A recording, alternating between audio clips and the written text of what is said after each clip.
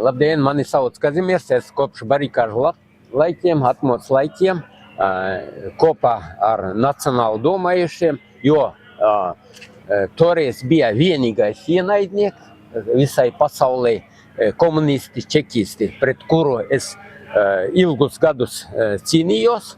Un man, teiksim, divi labākie draugi, kuri cieta, vienkārši pazuda, viņus vienkārši likvidēja čekisti. Un viss tā ideoloģija, un jo vairāk es pētīju vēsturi,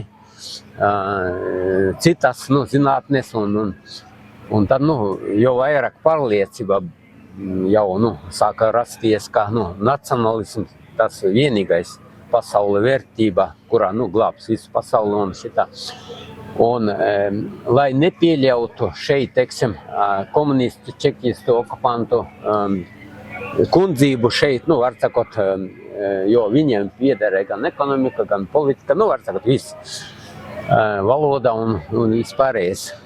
Sāku cīnīties, un līdz ar to, teiksim, mums jāiet līdz uzvarai, lai, teiksim, Saeimā vismaz 60% nacionāli domājuši. Nacionālās apvienības un citu partiju, teiksim, kuri, teiksim, deputāti līdzīgi mums domā, mūsu idejas atbalsta Latvisku Latviju, tādi būtu un jācīnās. Bet tagad pret abiem ienaidniekiem, gan pret Maskavas sarkaniem okupantiem un viņu līdzskrējējiem šeit, teiksim, gan ar Sorosa liberāstiem, teroristiem un šitā. Tāpēc, ka viņu ideoloģija ļoti, ļoti postoša. Un nacionālajai valstī tas ļoti liels drauds visā pasaulē. Un jālikvidē viss šitā liberālisms kā tāds pasaulē. Un nedrīkst būt viņi pie varas vispār nekad. Jo mēs redzam rezultātu, jo kurš toreiz atmodas laika, barikāžu laikos, domāju, ka 35 gadi pēc neatkarības mēs šitādā Latvijā dzīvojam. Un liberāsti, kad šeit ienāca 2000, es toreiz biju šokēts ar kādu agresiju, naidu, ar tādu histēriju, visu to nacionālu, visu likvidēt, izpostīt. Kārlu Ulmani, pamēģini Latvijā atrast kaut vienu grāmatu par Kārlu Ulmani. Nekur. Neviena filma par Kārlu Ulmani. Kādi viņam tur bija sasniegumi, trešā vadošā Eiropa valsts bija, un šitā kāda armija, visi, var sakot, viss tur bija. Pieminekļi spiediena, liela spiediena rezultāta uztaisīja Kārlim Ulmanim, bet tādu izkropļoja speciāli tādu nelielu šitā un tā, un neredzama vieta. Bet vajadzēja Kārlim Ulmanim, piemēram, šeit 20-metrīgu tādu pieminekli tiešām. Un viņš pelnījis, bet mums šeit nonīcina visu latvisku Kārlu Ulmani, legionārus, nacionalistus, visi tie, kuri šitā un posta visu izglītību, skolas, bērnu dārzs un ekonomiku, visu izpārdot. Neviena latviešu tautas banka nav, visi ārzemniekiem pārdot. Neviena šitā te strateģiski svarīgu objektu vai šitā, negrib atstāt, visu grib privatizēt. Tikai mūsu spiediena rezultātā, teiksim, kad mēs sākam, toreiz bija leģendārie politiķi Jūris Dobeles, Roberts Zīle, šitā, Rīga, piemēram, vēlāk, šitā Jānis Birks, Einars Cilīnskis, var sakot, visi musēji, teiksim, nacionālisti, kuri šitā, Pēteris Tabuns un tā tālāk, cīnījās kā lauvas, tagad, piemēram, tur liberās, ko jūs izdariet, jūs arī tur bijāt valdībā un neko. Es saku, mēs toreiz nebūtu valdībā un Saeimā. Vispār tagad latviešu valodu un nevienu latviešu šeit nebūtu. Un viss būtu pilnīgi pārkrīvos. Tagad, protams, tie sorosieši, liberāsti pārņem pamazam no krievu okupantiem. Un viņi vēl lielāks drauds tādā ziņā, ka viņi tur, posta ekonomiku miljārdiem katru gadu un izzog, piemēram, rekordspīti, piemēram. Kādi vēl politiķi, kādas vēl partijas cīnās pret latviskumu un cīnās par krieviskumu, pārkrievošanu? Visas šitā terorista Putina un Krievijas partijas, krievalodīgas, visas, kuri, 90. gados viņi, vadošie šeit bija ekonomika, viņiem viss piederēja, politika, viss. Mēs vienīgi cīnāmies. Jā, jo viņam šeit viss bija sabūvēts, sagatavots. Tagad ienāca sorosieši kopš 2000 gadiem. Mums divi pretinieki, divi ienaidnieki, kuri abi posta Latviju. Un tagad, tie sorosieši pārņem vairāk un vairāk. Un tagad viņi ļoti bīstami, ar viņiem pat nav sakuši šeit, cīnīties latvieši. Jo viņi, visu ideoloģiju, visu šita dzīvesveidu latvisko ģimeniskumu, visu posta sakne, izglītību un tā tālāk, visu tur šita. Un ļoti, teiksim, tajā ziņā, teiksim, kad, Krievu okupanti, šeit kaut ko ierosina vai cīnās, un šitie liberāsti viņus atbalsta, nevis mūsu nacionālisti, piemēram, tāpat pilsonība vai valsts valoda skolas vai citur un tā tālāk. Nekad viņi nebija ar mums, vai līdzīgi ar mums, balsot, teiksim, liberāsti, neviena partija. Izņemot to, ka tagad Ukraiņi, paldies Ukraiņiem, kā viņu spiediena rezultāts šeit nogāzā okupantu pieminekļi, jo gadu desmitiem es personīgi rakstīju visām frakcijām. Kaboom! Yes, Rico. Kaboom!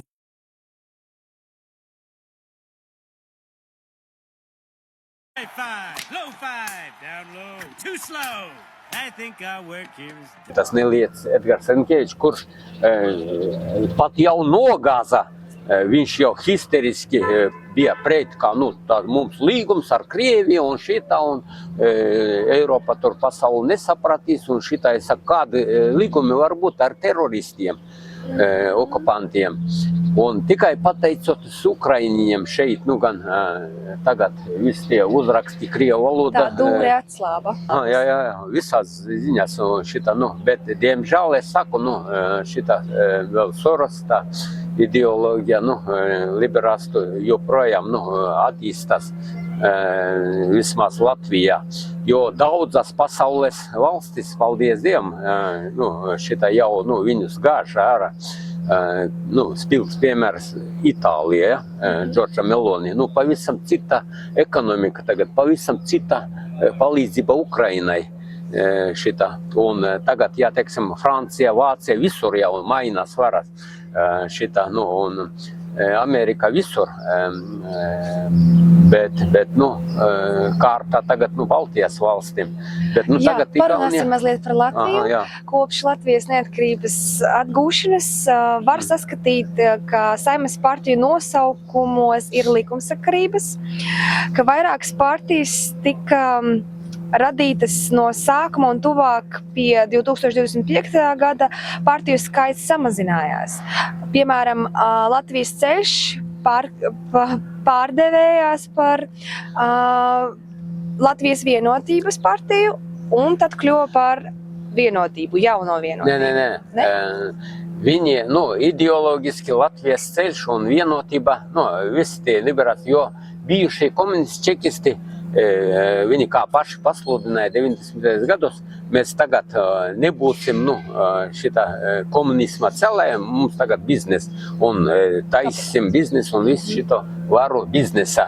Un līdz ar to, piemēram, bijušie premjeri, Valdis Birkas, visi šitie, kuri, Latvijas ceļā tie, pamatlicēji, visi šitā, tagad viņi, vārds 100% liberāls to ideoloģiju atbalstu un kopā ar viņiem. Šitā viss tas, es saku, es vispār neatrodu starpību šitā, starp komunistiem, šitā, viņu ideoloģiju un liberāls ideoloģiju. Tur viss tas pats. Un sākotnē Latvijas ceļš, kad jau sāka zaudēt pēc 5. Saeimas šitā vēlēšanām, sākumā euforija iegāja tur 36 deputāti, un pēc tam sāka zaudēt savas pozīcijas, un daļa atšķēlas izveidoja Tautas partiju, tā saucamu ar šķēli priekšgalā, ar lozungiem, kā Latvijas ceļš, tie komunisti, čekisti, nebalsojot par viņiem, par mums balsojot, un zinot, ka tie paši ir, un vēl vairāk visus noskaņot par nacionāliem, tā zīmē brīdē, kā tie, jo, viņi mūsu elektorātu visi gribēja atņemt un šitā. Vai es pareizi saprotu, ka viņiem bija vadlīnija balstīta uz varas koncentrāciju, uz Biznesi, Kremļa magnātiem, Jo nauda oligarhiem? nesmirt, turpināt ar Kremli tirgoties, viss tranzīti, viss šitā kopēja, atdot viņiem iespēju gan te krieviski runāt, pilsonību viņiem visiem un šitā un tā tālāk, apusē izdevīgi. Un tad, pelnīt tos miljonus turpināt, tāpat kā Lembergs, savukārt ar to ostas biznesu, Šlecers ar visu to uzturu līdzekļu, kā viņi sauc, pārdošanu, zemes to, investoriem tā saucamiem, Krievijas, viss šitā, kā viņi tur saucas tā. Un var sakot, viņiem nekā svēta nav, viņi pat savu māti, tēvu pārdos, savu bērnu pārdos par miljonu, lai tikai pie miljoniem tik, un nekāds ideoloģijas, tikai nauda, kā es vienam prasīju, kāda tev ticība? Viņš saka, dolāri. Tā kā tur jau nav ko brīnīties. Un, ja, teiksim, pārdevet Latvijai pirmajā vietā, tur vajadzētu nauda pirmajā vietā, nevis Latvijai pirmajā vietā.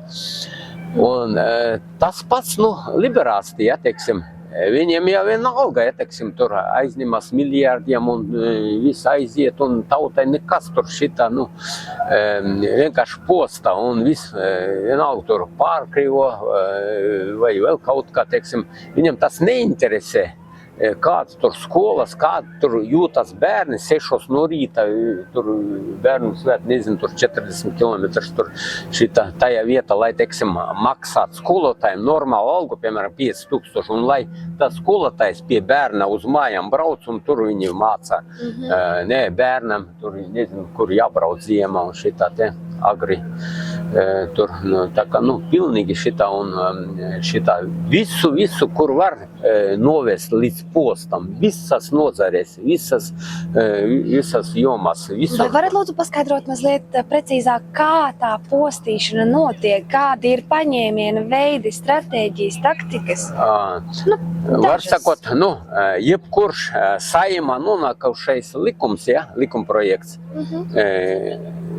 viņš, pilnīgi šitā tiek, tādā ziņā, ka tur nekas nepaliek, kas būtisks latviešu nācijai, latviešu tautai. Viss tikai, savas biznesa intereses un savā saimnieka Džordža Sorosa un viņu līdzīgu šitā tur, Meloni un tā tālāk, par tiem pašiem īpašumiem, ja, žīdiem. 90. gados, kad žīdu rabins šeit, Barkāns, pateicas latviešu tautai, kā visu palīdzēja un atdeva visu, ko viņš teica, ka nekādu pretenziju pret latviešu valsti, pret latviešu tautu man nav. Viņš nomira vēl. Un tagad veidojas visādi šitā pseido žīdu organizācija, tajā skaitā Arkādijs Suharenko, viņa vectēvs, kurš okupēja Latviju un šeit šāva latviešus un žīdus un atņēma mājas un izsūtīja un tā tālāk. Un tagad mazdēls piesakās kā upuris, kā pēcnācējs, kā žīdu, teiksim, šitā īpašuma, teiksim, likumīgais saimnieks. Un tad Saeima iesniedz šito, sākumā pa šitā 36 miljonu latos. Tas, eiro izteiksim kā 200 miljoni tur. Īpašumus Rīgā, 6 īpašumus. Un Saeimā, kā nodevība notiek pret latviešu tautu. Visi, vienotība saskaņa, tur šitas ZZS, visi balso, lai atdot viņiem. Un viss, ko tur izdomā, tā skaita Freiberga, tur visu laiku televizora, kā, mums jāpateicas viņiem un pasaulē mums nesapratīs. Jo toreiz terorists Baidens, kad nāca pie varas, pirmais lēmums viņam bija aizliegt Kanādas un Amerikas naftas un gāzes ieguvi un līdz ar to ļaut Krieviem pasaules tirgu savu naftu un gāzu un monopolu. Un uz tā rēķina viņi pacela milzu, šita kāpums bija, toreiz gāzei naftai šeit, nu, līdz 2 eiro uzreiz šita pacelas šita. Cena. Un, nu, Krievi uz tā rēķina ļoti daudz nopelnīja, lai saražot, nu, ieročus, tankus un vispārējo. Tā kā, nu, posti jau visur, ko nes šitie liberāsti, un viņus vispār nedrīkst laist tuvu pie varas šita, nu, tāpat kā tos, nu, Maskavas sarkanos tur okupants Ušakov veidīti, tur Danokas visādi. Jā, tad nākamais jautājums. Kādi, ja varētu jūs sakārtot secībā galvenos Nacionālās apvienības pretiniekus prioritāri? Mums, diemžēl, vislielākais, laikam, nelaimi un pretinieks pati tauta, kura nedomā un neanalizē, un 35 gadu laikā Nacionālā apvienība nekad nav ieguvusi pārsvaru, lai, teiksim, šitā, jo pārējais partijas visi tikai postu dara Latvijai. Nu, labi, teiksim, tagad apvienotais saraksts, nu, kuri mūsu sabiedrotie, izņemot viņus, bet pārējie visu vai nu Sorosa, teroristi Sorosa Baidena nometne liberāsti vai Maskavas, kuri, nu, iepriekš visu to postīja, nu, pēc okupācijas 40. gadā un turpināja vēl 90. gads līdz 2000. Nu, tagad, nu, vēl turpina. Nu, viņu, protams, nu, mazinās ietekme un gan uz ekonomiku politiku, jo vairāk pārņem sorosieši šitā te, bet, nu, Jā, lūdzu izstāstiet, kādi ir katrai partijai tādi tā kā tie Krievu oligarhi, tie magnāti, kuri piesedz, jumto, paslēpj un piedod un lobē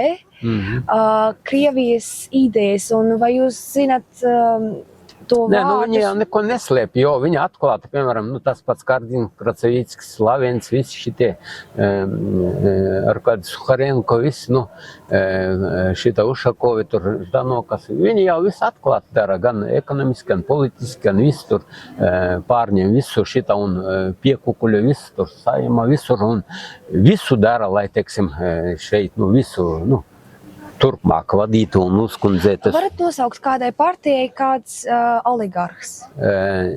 Nu, tur nav viens, piemēram, jā, nu, to pašu Saskaņu, piemēram, paņemsim, jā.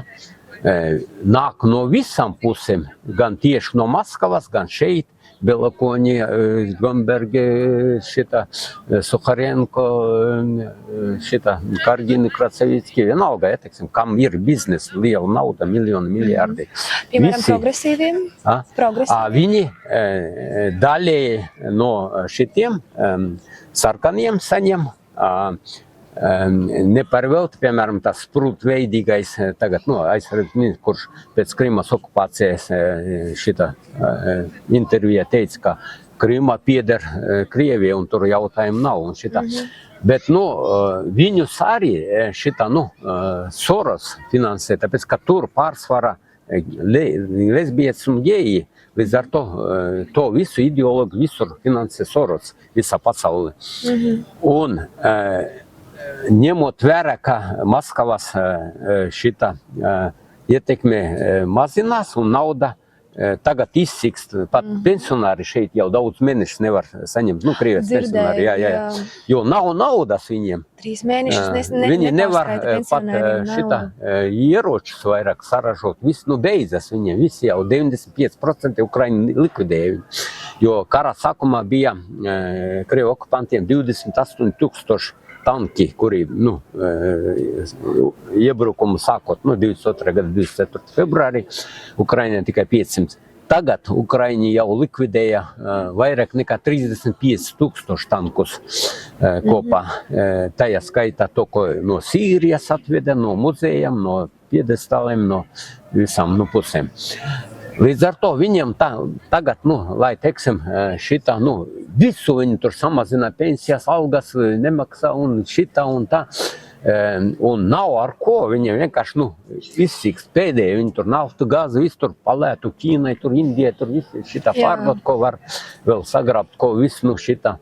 Un tā, nu, viņi mēģina jau vilkt garumā, un tāpēc jau viņi histeriski tur šitā tur Bet dara. atgriezīsimies atpakaļ pie Latvijas, un tātad saskaņa progresīvis zaļie un zemnieki, kas to sponsorē.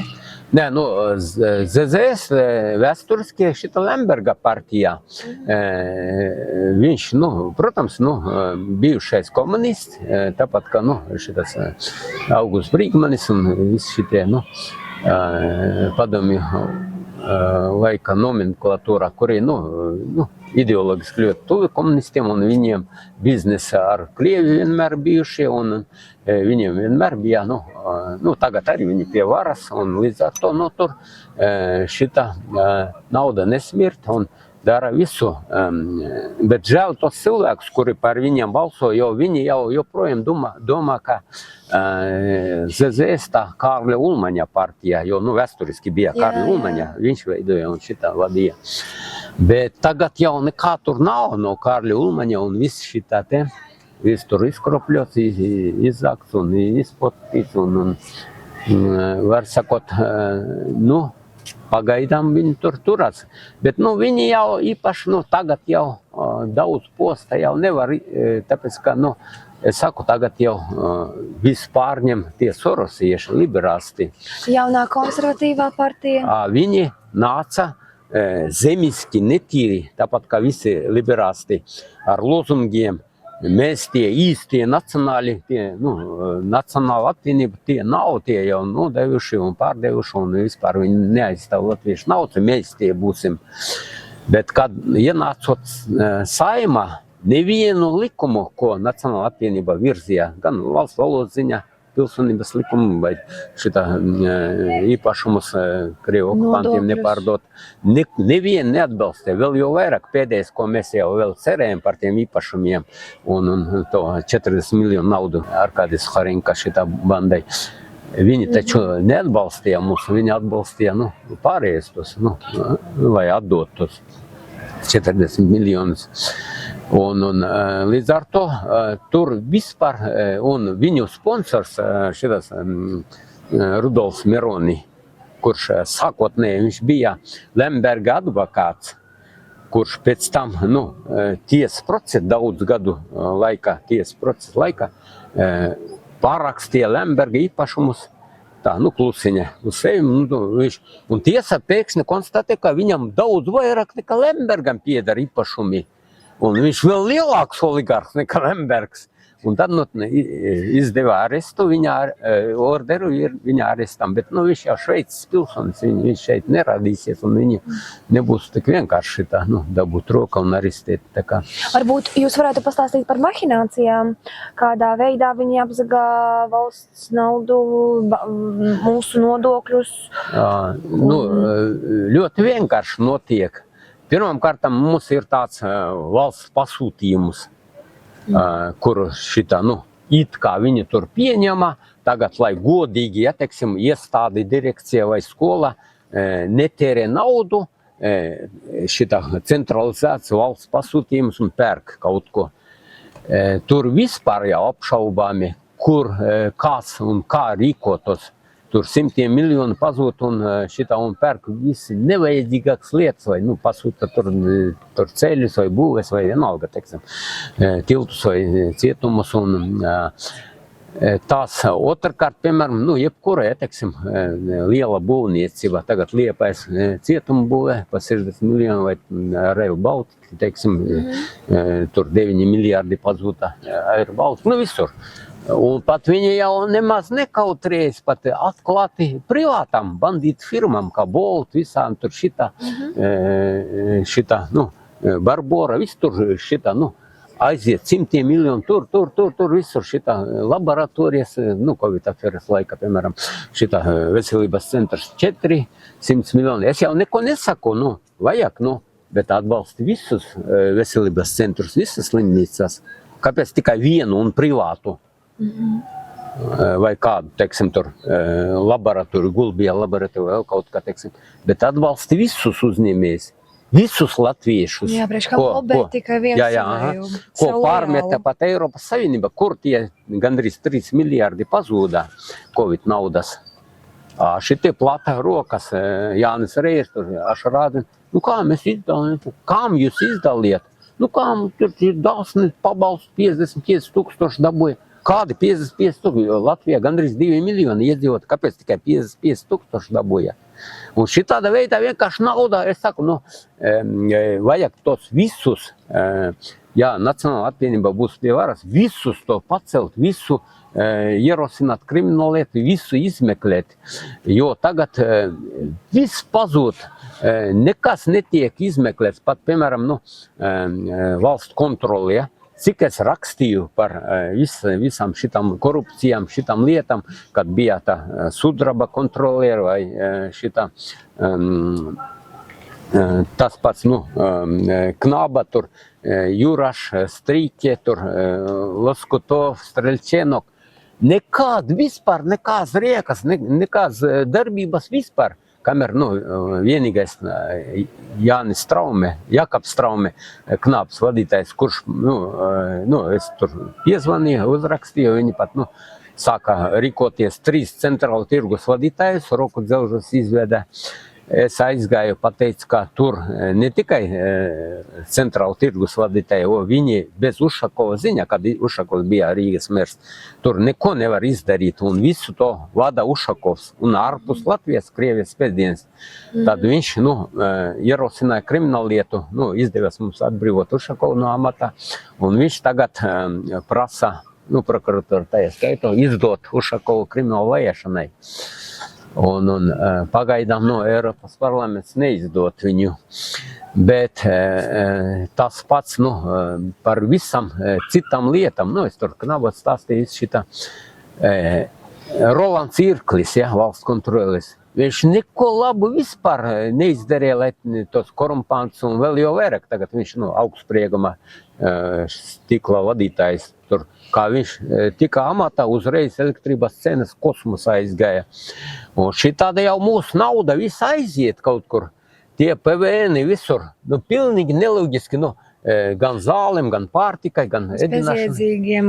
Iedomājies, tāpēc, ka viņiem vienkārši vajag brutāla veidā, kā rekets. Kā pierādīt, ka Knab arī ir korumpēts un ka Knab Nē, tagad strādā? Knabs, pateicoties Jakaba Straume darbībai, nu, diezgan labi strādā, kaut gan, nu, tur arī, nu, daudz vēl problēmu un šitā, un viņi arī atkarīgi no valdības finansējuma, nu, viss tas, nu, kompleks šitā. Bet, nu, es viņam rakstu un stāstu, ja, piemēram, nu, par korupciju, tur ēnu ekonomiku, valsts izzakšanu un aploksņu algām, kad viņi tur cīnās. Es viņam skaidru un gaišu pasaku, ja jūs tiešām gribat cīnīties, jo gadu desmitiem par to tik runā un cīnās un nekas nenotiek, vēl lielākā ēnu ekonomika un korupcija un tā tālāk. Es saku, jāsāk ar finanšu ministriju, ar valdību, jo tur top visi likumi, viss šitā te, tā birokrātija, jo, nu, nevar būt šeit, piemēram, nevar būt, kā šeit nebūtu, nu, korupcijas vai ēnu ekonomikas vai aploksņa algas, ja šitāda nodokļu sistēmā, šitāda likumi. Iedomājies, nu, tu policistam maksā minimālu algu, viņš tur 3 bērnu tēvs, viņš stāv lietu, sniega, gandrīz par minimālu algu tur. Nu, protams, nu, kāds, nu, apžalojas viņam, atmet 50 eiro, viņu uzreiz tur noliņčo šitā, bet viņam nemaksājiet algu, nu, nodrošiniet normālu algu, lai ģimeni pabaru ārstam, pacienti atnāk, konfekšu kastē atnes pateicību par to, kā izglāba tur, nu, bērna dzīvību vai vienalga vīra dzīvību tur. Nē, par to šitā, bet tajā pašā laikā te 9 miljārdi pazūd. Nevienam nekāds vispār tur darīšanas. Tur aizņemas, tur 2 miljārdi, tur 3 miljārdi pazūd, tur Covid nauda 3 miljārdi pazūd. Neviens neko. Un paši rāda šitādas apstākļus, lai cilvēki, un, piemēram, nu, tu esi uzņēmējs, es esmu darba ņēmējs. Es atnāku, ja, teiksim, tu man, nu, maksā cik spēj, ja. pārējie, labi, tev ģimene, piemēram, iedošu vēl tur aploksni, ja? Tāpēc kā viņš jau nevar normālu algu maksāt, jo līdzi nāk drakoniski nodokļi, tad tu vienkārši bankrotēsi, ja man visu algu maksāsi un vēl nodokļus un visu ko. Līdz ar to viņi spiež, samaziniet taču uzņēmējiem nodokļi, šitā pirmām kārtām sociālu nodokļi no 36. Vairāki nav spējīgi atmaksāt. Un viņi, protams, un viņi šitāda sakne likvidē uzņēmēju darbību. Un uzņēmēji viņam krāpnieki, noziedznieki, finanšu ministrijas šitā, retorika, vai šitā Kariņa, tur, vai Ašradna, vai Reira, vai tur Dombrovska, viss tur šitā. Un Dombrovski ar savu veiksmes stāstu samazināsim algas pa 25%, lai paceltu darba ražīgumu. Ja domāju, šitādu absurdu runāt. Es domāju, ka es tagad pabeigšu ar pēdējo jautājumu, to pašu āķīgo, kurš man ir prātā. Tas ir, Nacionāla apvienība ieguva varu 7. un 9. saimā. Sanāk tā, ka 2010. gadā pēc Nacionālās apvienības valdības laika uzsākās krīze. Saima, tēvzemieši, varu tikai turēja ar 17 deputātiem. Guntars Krats bija premjers, Roberts Zīle bija finanšu ministrs. 1 gadu un 1 mēnesi tikai bija vadošie. Un rezultāts 8,7% pirmā un vienīga izaugsme Latvijas vēsture un vispār Eiropas vēsture, 8,7%. Un strauji Roberts Zīle pacēla minimālu algu toreiz no 70 latiem uz 220 dažu gadu laikā. Strauji samazināja ēnu ekonomiku un šitā korupciju un vispārēji, teiksim, darba vietas radīja, var sakot, visi šitā budžetu vairoja un tā tālāk. 10. gadā tieši, kad šitā Zatlers uztaisīja apvērsumu, padzina Saimu, un viņiem mērķis bija kopā ar Vienotību dabūt vairākumu, lai pilnīgi pārņemtu. Viņam mazliet tur pietruka, jo Zatlera partija dabūja 22 vietas un Vienotība 20, kopā 42 no 100. Viņiem pietruka, un toreiz, kad veidoja valdību, Zatlera partija, tā saucamā reforma partija, galvenais ideologs Edgars Senkēvičs, Siliņa turpat bija, Arnis, satiksmes ministrs, kā viņam bija, Arnis Matīs, kurš gribēja no Putina pirkt Suhoi lidmašīnas mūsu aviokompānijai, ko apstādināja Baiba Broka toreiz. Un tāpēc viņai līdz šai dienai nevar piedot un visu laiku tiesā, it kā viņa tur korumpēta un šitā un tā, bet patiesi paši jau, vislielāki korumpēti. Un toreiz šitā Zatlera reforma partija histeriski teica, ka valdību veidosim tikai ne ar nacionāliem, bet ar saskaņu. Kaut vai ar tankiem mēs saskaņu dabūsim valdībā. Šitā. Un līdz ar to mūsu valdība, kad bija Guntars Krasts un Roberts Zīle, pārējie arī, teiksim, vienīgo reizi, toreiz, starp citu, bija Krievijas krīze, kad ļoti daudz viss cieta. Latvija tieši otrādi 8,7% uz augšu strauji pacēlās, neskatoties uz visapkārt notiekošu un to krīzi un tā tālāk. Un tas pilgsti parāda, ka krīze šeit viss galva un pašu rīcība. Un visas krīzes paši politiķi, kuri pie varas taisa, ne jau tur no Marsa mums atvērt šitā. Un līdz ar to, un tas pats arī spilgs piemērs, kad bija jau nākošā krīze 2007, 8, 9 gadā nekustamā īpašuma krīze, ko viņi šitā, ar veiksmes stāstu, kā šitā tur kopā ar Paregs banku viss izzaga tos miljārdus, viss tur šitā aizņemas un tā tālāk un tā tālāk. Kad tika par Rīgas mēru Jānis Birks, Mums ne tikai tas slikti neietekmē, bet otrādi Jānis Birks dubultoja algas. Ilgus gadus es cīnījos vācu parakstus par tramvaju trolejbusu vadītāju algu celšanu, un viņš neko nesolot, vienkārši dubultoja mums algas. Iedomājies, un mums bija 800 lati uz rokam. Tas, eiro tagad būtu 2,5 tūkstoši kaut kur uz rokam. Toreiz, un daudzi toreiz šitā brīnījās, kā visur atlaiž masveida, visur samazina algas. Mums tieši otrādi dubultoja algas. Jānis Birks to paveica, bet viņu nomelnēja, kā viņš tur šitā visu izpostē, viņš tur šitā, diemžēl, tā ir, jā, propaganda. Un tajā skaitā Sarmita Eilerte, jā, Rīgas domnieci, un Olafs Pulks, kurš joprojām Rīgas domnieci. Viņi vishysteriski pret Jānu Birku, viņi pat 10 reizes jaudīgāk kā pret Ušakovu viņi cīnījās vai citiem, teiksim, nekā pret Jāni Birku. Un viņi panāca. Ar ko vēl Jānis Birks ir tāds? Viņš 2,5 gados izdarīja cits mērs, jebkurš 15 gados nebūtu izdarījis. Un viņam vispār nākotne pienākās piemineklis kā Rīgas saimniekam. Ja domājies, Dienvidu tiltoja, kuru muļļēja ilgus gadus, visu naudu izsaga šitā.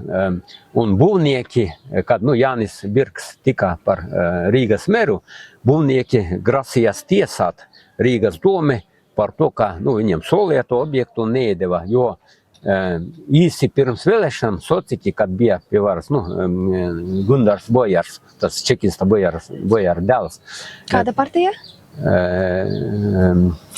Šitā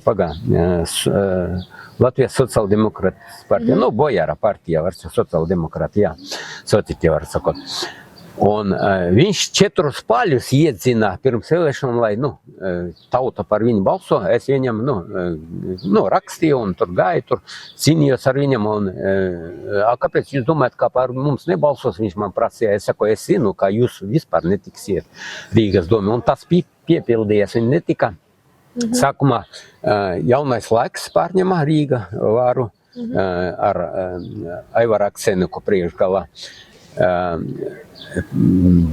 Mēs bijām kopā ar viņiem. Vēlāk Jaunais laiks, redzot, kā nepavilks šito milzu parādi bija Rīgai un Dienvidu tils nav uztaisīt, šitie grasījās tiesāties. Un Jaunais laiks atteicas un iedeva mums varu un Jānis Birks pārņema. Un daudz no jauna laika, tajā skaitā Aivars Aksenis, Ivars Gaters un Imants Rakins, 5 toreiz no frakcijas pārgāja uz mums. Redzot, ka tas īstais spēks, kurš tiešām var atrisināt visas šitas lietas. Un tagad viņš uzbūvēja to tiltu pāri šitā Daugavai, Jānis Birks, ko neviens nevarēja un šitā. Sākumā viņš prasīja mums, Kara muzejā, mums bija sanāksme Nacionālās apvienības, toreiz Tēvzemē brīvība, kāda 300 cilvēku, un viņš prasīja padomu, ko mēs darām, vai mēs ejam uz tiesu, bet mēs zaudēsim tiesu, vienalga būs jāmaksā būvniekam, vai mēs aizņemamies naudu un būvējam, un tad mums milzu parādi Rīgas domē, beigās nolēmām, kā aizņemamies no valsts kāds tur, un uzbūvējam. Un rezultātā tik labi saimniekojot, neviena korupcija, neviena tur šitā afēra nebija, kā mēs vēl atstājam 130 miljonus pārpalikumus budžetā. Ienākot, tur viss parādi bija 100 miljoni. Un Einars Cilinskis, toreiz Jānis Birks, šitā ar Einaru Cilinski izveidoja sadarbībā ar Knabu valsts kontroli pretkorupcijas nodaļu Rīgas domi, lai neviens lats neaizietu kaut kur. Un viņi to sekmīgi, un neviens lats neaizgāja. Un budžets dubultojās gandrīz. Un Ušakovs, kad atnāca, terorists Ušakovs šito uzreiz likvidēja. Pirmais, ko viņš izdarīja, Einaru Cilinsko to pretkorupcijas komisiju likvidēja, lai zakt.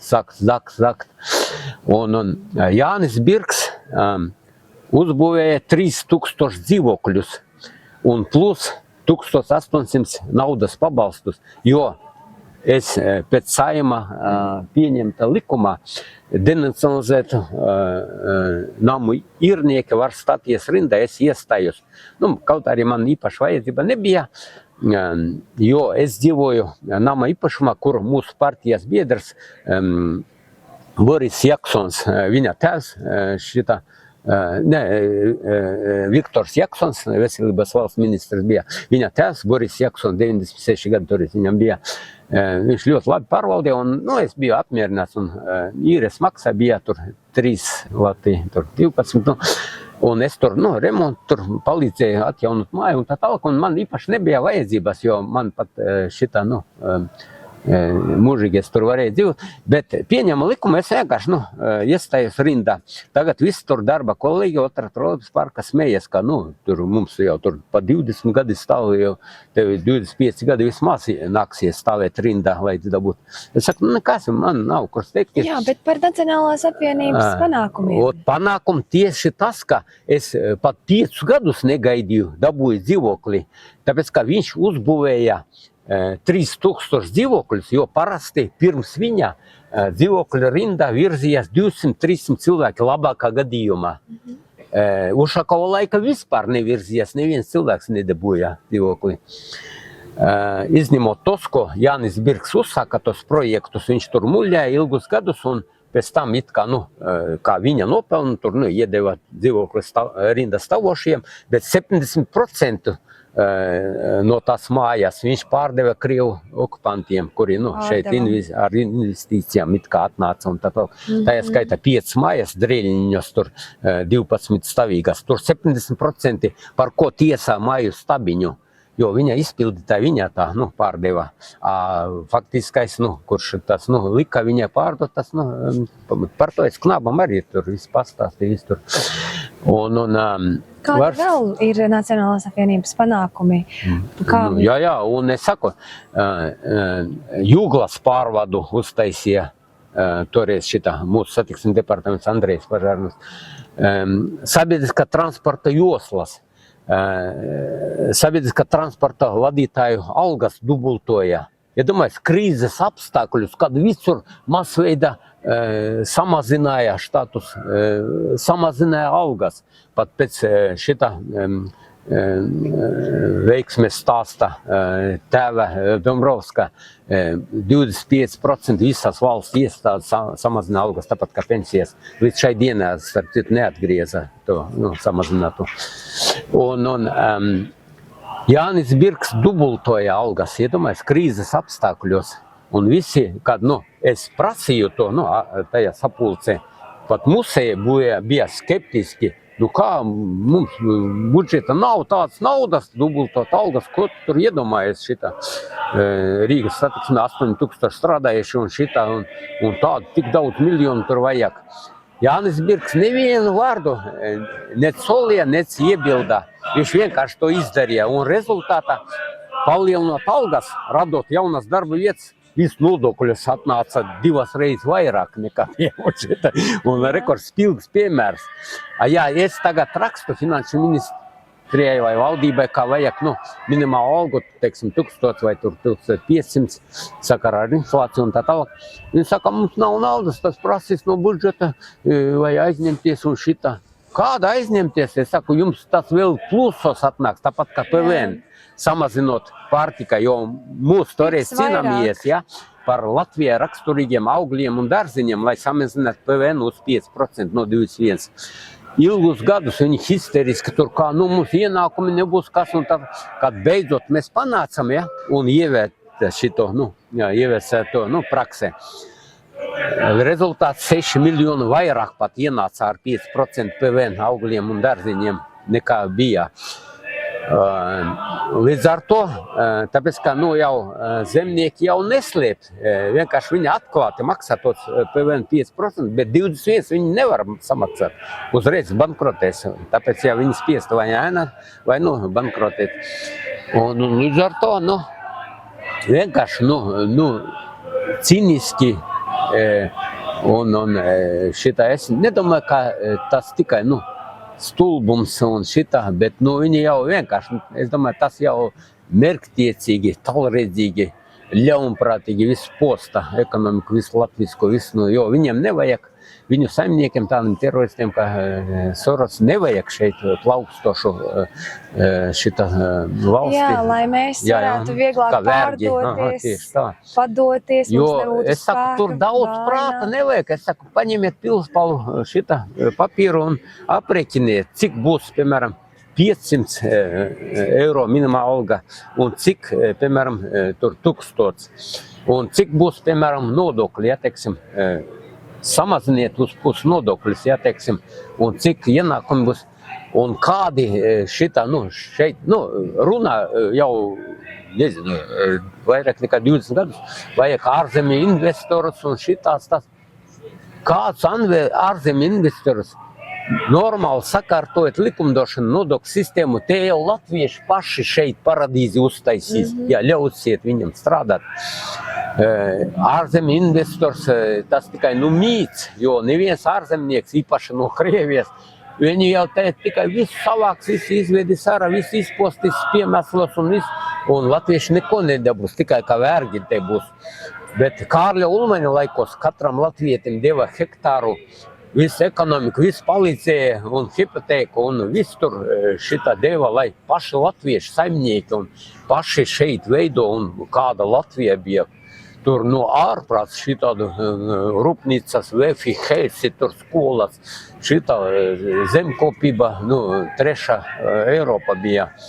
Kā tad to visu pierādīt? Visu jūsu teikto, ja ņemt vērā, ka ir propaganda, ir arhīvu dokumenti, ir visi radītāji, ir visi, teiksim, šitā, nu, naudas, gan zelta, krājumi. Latvijas, piemēram, ārzemju bankas 8 tonnas zelta bija šeit, šitā viss, teiksim, visas bankas strādāja zemnieku un latviešu tautas labā, var sakot, sports, nu, tāds panākums ekonomikas sporta. Nu, tas jau vienmēr visur un visas valstis iet kopā, jo nevar būt, teiksim, sasniegumi sportā, ja ekonomikā jau tur jau, vai kultūra, teiksim, pilnīgi jau šitā.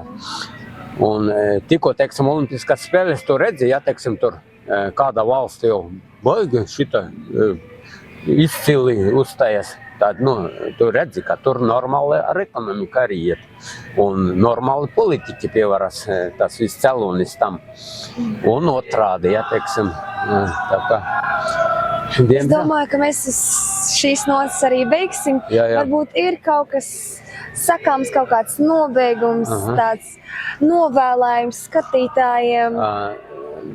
Beidzot, latviešu nācija jānāk pie prātā, jāveido nacionāla valsts. Tas vienīgais garants, kā mums būs pārtikusi valsts, spēcīga nācija, vesela spēcīga nācija, izglītotā, gudra, labas algas, labi pabalsti, labas pensijas, jo tikai nacionāla valsts var to garantēt.